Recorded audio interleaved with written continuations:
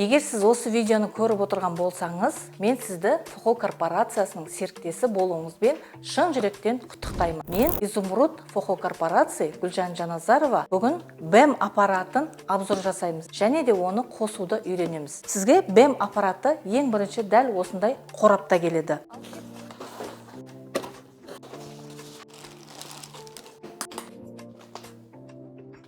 БЭМ аппараты биоэнергетикалық массажер аппараты. Осындай кітапшасымен келеді. Бұл сертификатталған 10 жылға гарантиясымен келеді. Осындай адаптер блок питаниясы бар. Пульті бар, ультразвуковой насадкасы бар. Осындай 3 түрлі шнурлар болады. Қазір мен сіздерге оны қосып көрсетемін. Егер өзіңізге массаж жасау керек болса, осындай датчиктері бар. Осындай 2 перчатка келеді. Мына перчатка тоқ өткізбейтін перчаткасы, ал мынау перчатка күміс қолғап, күміс талшықтарынан жасалған перчатка. Блок питания адаптер дейді. Аппаратты тоққа тығатын шнуры. Осындай 2 тесігі болады. Осыны адаптерға жалғаймыз. Сосын адаптердан аппаратураға жалғаймыз. Оның осы жанында кішкене ғана түтікшесі болады, соған қосамыз. Ал адаптердің келесі жағын тоққа саламыз.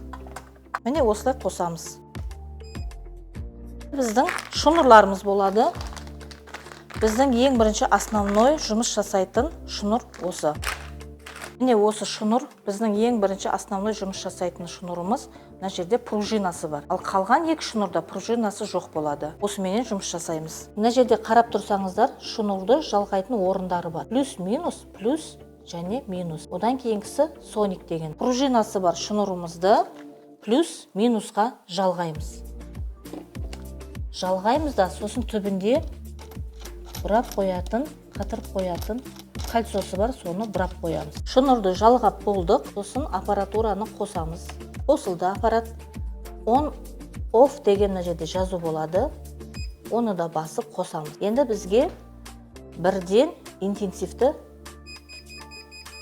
өзіміздің қалауымызша көтеруімізге болады. Тоқ өткізбейтін перчатка бірінші киіледі. Сосын оның сыртынан күміс қолғап перчаткасы киіледі. Өзімізге тоқ өтпес үшін. Бұл міндетті түрде жылы суға суланған болуы керек. Аппаратураға жалғанған пружинасы бар шнурды перчаткамызге жалғаймыз. Биоэнергетикалық массажерда осындай қосымша датчиктері бар.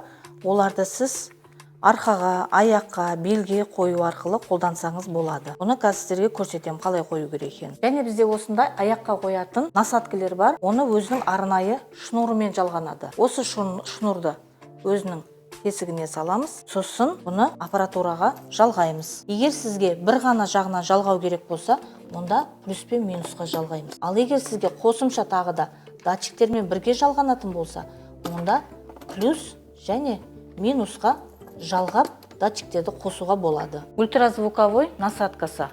Бұның бетінде арнайы жұқа пленкасы болады. Егер сіз бұны қолдан болсаңыз, бұны міндетті түрде қайтадан насадканың бетіне жабыстырып қойыңыз. Себебі беттері сырылып бұзылуы мүмкін. Бұл насадканы ең соңғы түтігіне салынады. Соник деген. Және де аппаратураны қосып, S деген түтікшені басамыз. Осылай қолдануға болады. Биоэнергетикалық массажердің өзінің арнайы пульті бар. Бұл пультқа батарейка салып қолдануға болады. Егер сіз массаж барысында бұны пациенттің қолына беріп қойсаңыз, ол өзіне қажетті интенсивті өзі көтеріп отырады. Плюсті басқан кезде көтереді, ал минусты басқан кезде ол паситеді. Яғни сіздің алдыңыздағы пациент өзіне ыңғайлы жеткілікті түрде тоқты өзіне қосып алуына болады. Аппаратураның ішінде осындай арнайы қалташа келеді. Бұл неге деп ойласаңыздар, бұл осы ультразвуковой насадканы осы қалташаның ішіне міндетті түрде салып қою керек. Себебі ары бері ұрылған кезде бұзылып қалмау үшін осы қалташаның ішіне міндетті түрде тұрсын. Массажердің қасында сол жағында осындай кішкене ғана тағы да бір тесігі бар. Егер сізде свет өшіп қалған болса, осыны қолдануыңызға болады. Бұл кәдімгі телефонның зарядкасыменен қолдана бересіздер. Немесе жолда жүрген кезде де қолдануға болады.